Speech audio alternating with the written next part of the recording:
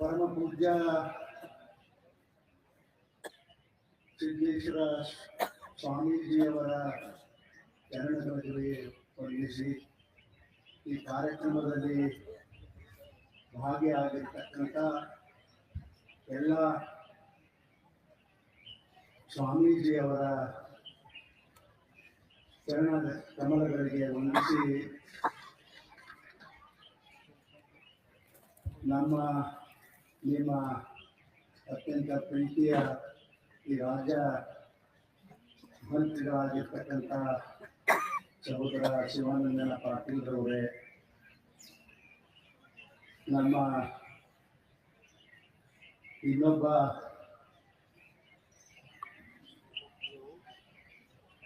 ಈ ನಾಡು ಕಂಡ ಅತ್ಯಂತ ಅಪರೂಪದ ವ್ಯಕ್ತಿ ಶಾಸಕರು ಆಗಿರ್ತಕ್ಕಂಥ ಹಿಂದಿನ ಶಾಸಕರಾಗಿರ್ತಕ್ಕಂಥ BR ಪಾಟೀಲ್ರವರೇ, ಈ ಭಾಗದ ಶಾಸಕರಾಗಿರ್ತಕ್ಕಂಥ ಸಹೋದರ ಪ್ರತಿಕುಂದಣ್ಣನವರೇ, ಇಲ್ಲಿ ನಡೆದಿರ್ತಕ್ಕಂಥ ಎಲ್ಲ ಶ್ರದ್ಧೆಯ ತಾಯಿಯಂದಿರದೆ, ಗುರುಗಳ ಭಕ್ತಾದಿಗಳೇ, ಪತ್ರಿಕಾ ಬಂಧುಗಳೇ,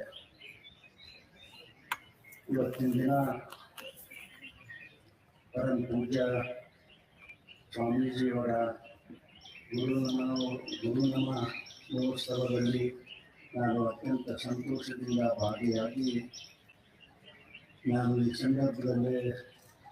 ಹೆಚ್ಚಿಗೆ ಮಾತನಾಡುವುದಿಲ್ಲ. ಈ ನಾಡಿಗೆ ಸರಳತೆಯ ಜೀವನವನ್ನು ತೋರಿಸಿಕೊಟ್ಟಂಥ ಮಹಾ ಪುರುಷರನ್ನು ಈ ಸಂದರ್ಭದಲ್ಲಿ ನಾನು ನೆನೆಸ್ಕೊಂಡು, ಈ ನಾಡಿಗೆ ಸಾಕಷ್ಟು ಗುರುಗಳು ಎಲ್ಲ ಕಡೆಗೂ ಕೂಡ ತಮ್ಮದೇ ಆದಂಥ ಒಂದು ನಡೆಯಲ್ಲಿ ಎಲ್ಲರಿಗೂ ಕೂಡ ನಮಗೆ ಆಶೀರ್ವಾದ ಮಾಡಿದ್ದಾರೆ, ಸಾಕಷ್ಟು ಪ್ರವಚನಗಳನ್ನು ಹೇಳಿದ್ದಾರೆ. ಇವತ್ತು ನಾವೆಲ್ಲರೂ ಕೂಡಿ ಗುರುಗಳು ಏನು ಹೇಳ್ಯಾರ ಅದನ್ನು ನಾವು ಪಾಲಿಸ್ಕೊಂಡು ಹೋದ ಸಾಕು ಅನ್ನತಕ್ಕಂಥ ಮಾತನ್ನು ಬಹಳ ಸ್ಪಷ್ಟವಾಗಿ ಈ ಸಂದರ್ಭದಲ್ಲಿ ಹೇಳಿ, ನಮಗಾಗಲಿ ಇಲ್ಲಿರ್ತಕ್ಕಂಥ ಎಲ್ಲ ಭಕ್ತಾದಿಗಳಿಗೆ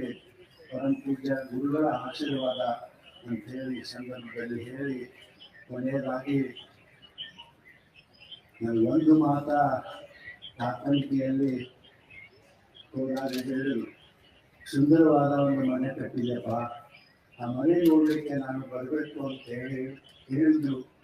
ಗುರುಗಳು. ಅದನ್ನು ಮಾತ್ರ ಬರಲಿಲ್ಲ, ಆದರೂ ಕೂಡ ನನ್ನಲ್ಲೇ ಕೂಡ ಅವರು ವಾಸವಾಗಿದ್ದಾರೆ ಅಂತಕ್ಕಂಥ ಭಾವನೆಯನ್ನು ಇವತ್ತಿಗೂ ಕೂಡ ನಾನು ಇಟ್ಕೊಂಡಿದ್ದೀನಿ ಅಂತಕ್ಕಂಥ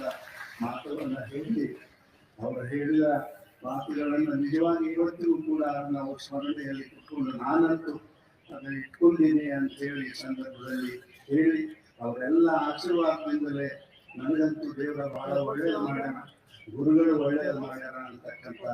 ಮಾತುಗಳನ್ನು ಹೇಳಿ ನಾನು ಹೆಚ್ಚಿಗೆ ಈ ಸಂದರ್ಭದಲ್ಲಿ ಮಾತನಾಡಕ್ಕೆ ಹೋಗೋದಿಲ್ಲ. ಯಾಕಂದ್ರೆ ಗುರುಗಳ ಬಗ್ಗೆ ಹೇಳೋದು ನಿಮ್ಮೆಲ್ಲರಿಗೆ ಗೊತ್ತಲ್ಲ, ಗುರುಗಳು ಹೆಂಗಿದ್ರು ಅನ್ನೋದು, ಅದು ಹೇಳೋದ್ರಲ್ಲಿ ಆಗ್ತಿಲ್ಲ ಹೇಳಿ ನಾನು ಭಾವಿಸ್ಕೊಂಡಿದ್ದೀನಿ ಅಂತೇಳಿ ಇವತ್ತಿನ ಈ ಕಾರ್ಯಕ್ರಮದಲ್ಲಿ ಇರ್ತಕ್ಕಂಥ ಎಲ್ಲ ಗುರುಗಳಿಗೆ, ಇಲ್ಲಿ ಬಂದಿರ್ತಕ್ಕಂಥ ಎಲ್ಲ ಭಕ್ತಾದಿಗಳಿಗೆ